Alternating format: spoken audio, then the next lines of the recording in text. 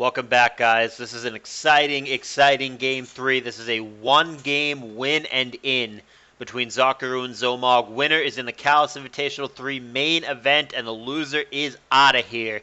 These players so far have seemed so evenly matched. It has been such a competitive, close, back-and-forth series. It's been a treat to watch, and I hope this third game is the same. Like I said, I have not seen this game. I do not know what happens in this game, so I'm super looking forward to it just as much as you guys are. Let's get it on. One game for the spot. It is Zokuru on the bottom for the final time. He's got a T-Tar, and there's a Hariyama on the other side from Zomog, who usually leads with knockoff, but in this case he goes brick break, and there's a turn 1 critical hit. Toxic happens and knockoff happens respectively. That of course gets rid of lefties, which is basically the only item Milotic's ever going to be holding. And here comes recover. Brick break there, 22%. That does not appear to be guts boosted, so that would indicate that Hariyama has thick fat. And a surf and a rest respectively. Now, Milotic is getting hit by the sand every turn now that he no longer has lefties. That's something to keep in mind. Zokuru goes to Dougie, attempting to trap the sleeping Hariyama, which I don't think I love because even had he stayed in, he very well may have sleep talk. And getting brick breaked isn't great. I don't know if he lives it or not. I would have to do a calc. But getting your choice band knocked off is awful. It makes Dougie basically useless. So I don't think I like that decision from Zokuru. I think even, like I said, even if Hariyama had stayed, I don't know that that was going to be the optimal thing to do. But both players quickly set up all 3 layers of spikes, and then Zokuru goes first, roars out T-Tar. Now going to protect both for lefties and for a scout. And Ice Beam gets shown here. That could be a DD Beam. It could be a fully special tar. Or it could be one of those 3 special plus Focus Punch or 3 special plus Brick Break kind of tars. But it definitely gives you some information. Very, very similar teams thus far. Both going for Skarmbliss, Milo, Tar. So, oh, wow, and they both have Doll, too.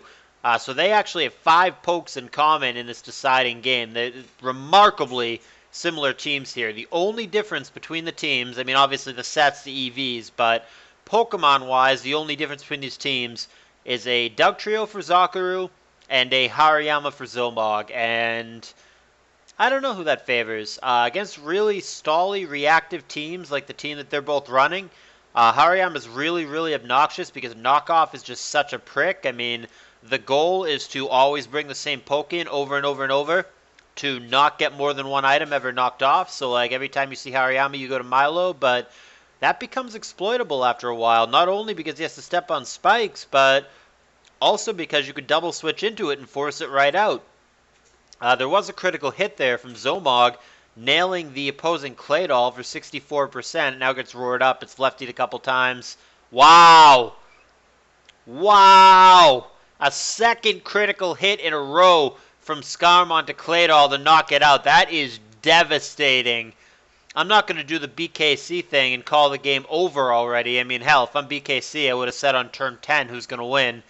But, wow, that was huge. That was, I mean, there are crits that matter and crits that don't matter, and then within, like, the subcategory of crits that matter, there are some that just matter a lot more than others. Like, for example, if one of the players had lost their T-Tar to a crit, it would suck for sure.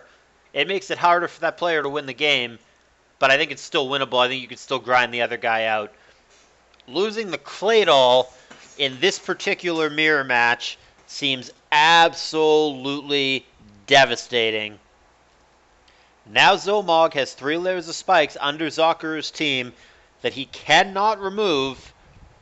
And yes, Zokuru can put spikes down under Zomog's team, but one of them can get rid of the spikes, the other guy can't. That just, I mean, I hate prematurely calling games over, and there's always freezes and crits and all sorts of nonsense that can happen, but I think Zokuru is now already in a position where he's actually going to need some of that nonsense to happen.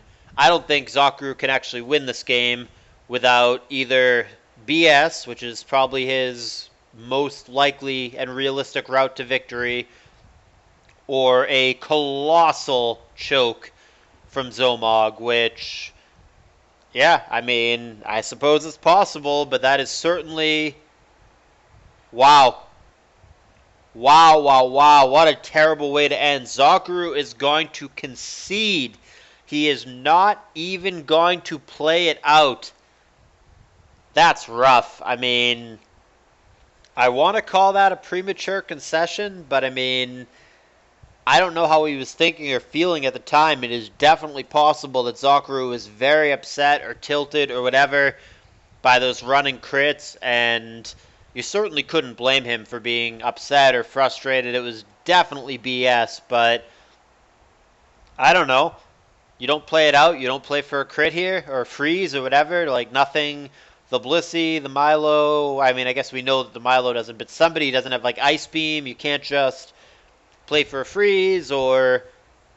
Yeah, I don't know. I mean, looking at Zokuru's team, I guess it doesn't have a lot of offense. I mean, you can't really play for Skarmory trying to crit the other team out, or, I mean, this Milo with only Surf can't really do it. Dugtrio is not going to do it. I guess there's only so many Pokemon that even can BS out in this situation for Zokuru. That's one problem in general, not with Zokuru's team, just generally speaking with super reactive teams. That's one of the problems, but wow. That's awful. That one sequence, the two crits in a row with Skarm on the Claydol, pretty much more or less was the entire game.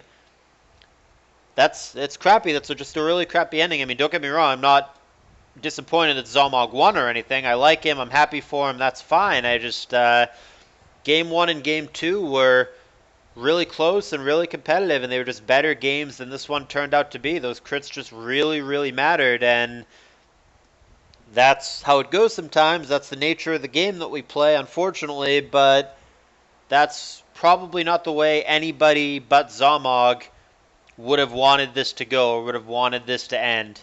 And I feel bad for Zokuru that he's going to be eliminated in this way, but yeah, that's the way that it played out. He, in the chat here, was not at all a jerk about it. He handled it well. It just that's just kind of the way the cards fell. And like I said, I feel bad, but Zomog, nevertheless, taking nothing away from him, he earned his way here, and he is going to be in the main event of CALLOUS Invitational 3. I'm very excited to see how he's going to do. He's played well. He earned his spot. And that's going to be cool. So congratulations to Zomog. He is the first player to qualify into the CALLOUS Invitational 3 main event. On the other side of the bracket, we have Sadly Seus against Zamiauto, and the winner of that is going to be against Bad Dummy, and then the winner of that is going to be in the main event as well. So when those games happen, I'll be sure to get them to you. But in the meantime, hope you enjoyed this series. Thumbs up if you did. Want to let you guys know that everything you need to be involved with this tournament is in the description of this video. The link to the CALLOUS Invitational 3 official Discord channel is there. The link to the CALLOUS Invitational 3 official thread on Pokemon Perfect is there. And of course, I would like you to subscribe to this channel, please. And I also want to remind you guys, with no pressure or obligation, that the CALLOUS Invitational 3 tournament is accepting real money cash donations. We did not do that in previous years. This year we are. I'm proud to say that we have already received $280 real in donations, which support me and support the prizes in the event, therefore support the players. And those donations are incredibly appreciated. If anybody's interested in donating any amount of money, anything, 10 bucks, 20 bucks, whatever you want to do, let me know. Hit me up on Discord. I'll tell you how to do that. It would be via PayPal. If you want to do that, great. If not, no big deal. But I really appreciate your support. And more matches are going to be on the way. And soon, not soon enough, the main event will begin. So keep paying attention to this tournament, and I will see you guys soon.